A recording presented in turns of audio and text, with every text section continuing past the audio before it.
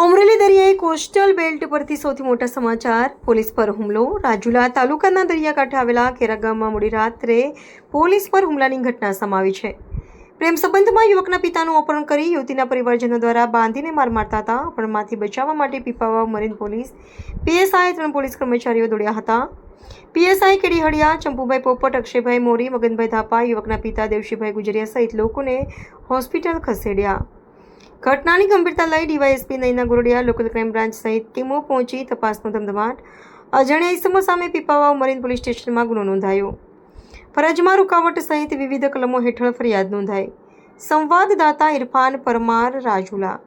હું થયું એમાં એમ છો કે આયલા મને લઈ જાય ને તે છોકરી પાયલા બરાબર તે વસારે બેહાડીને મને કાઢી ના જઈને તને બાંધવાનો છે, મારવાનો છે બરાબર. વસારે કાંઈ ડાયનો થતો ને આઈને મારી નાખે બરાબર. એ પાછો એને એમ કીધું કે હવે ઘેર જઈને બાંધ્યો ને પછી મને માર્યો ને એમાં 10-12 જણા આયલા હતા ને ઈવડાના ટોળું હતું ઘણું જાજુ. ઈવડા બધા હરપી પડે બાઈઓને. એમાં પોલીસ વાળા મને મારી નાખે તો પોલીસ વાળા ઉપર હતો હુમલો કરવા મળ્યા છે. પોલીસ નો આવી હોત તો? આ પોલીસ નો આવી તો મને મારી નાખત સાહેબ. એવું એ તો સાહેબ મારા ભગવાન થઈ ગયા. પોલીસ ઉપર કઈ માથાકૂટ થી? હા, પોલીસ સમજાવે છે તો એને પાછું માથાકૂટ કરવા મળે.